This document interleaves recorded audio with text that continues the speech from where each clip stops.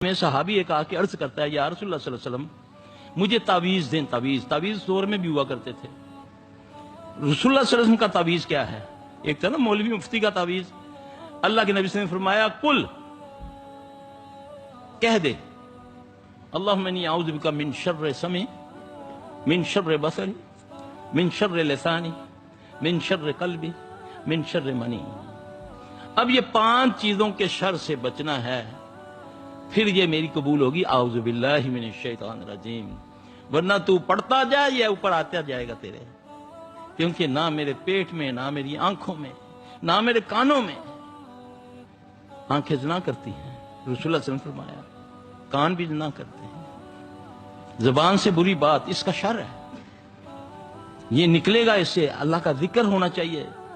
پھر یہ زبان, یہ کان, یہ آنکھیں, یہ بھی گناہ ہے.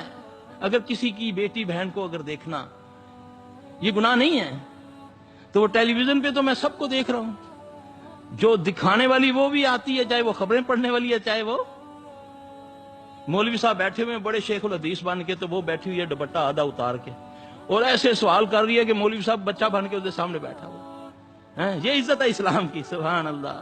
اللہ ہمیں محفوظ کر دے میرے بھائی. مختصراً اللہ تبارک و تعالیٰ آپ کی زندگی ایمان میں برکت عطا فرمائے. اللہ ہماری آپ سب کی مصیبتوں کو دور فرما دے. اللہ جو کمیاں کوتاہیاں ہماری معاف فرما دے. یا رب ہم کمزور ہیں, تو طاقت والا ہے.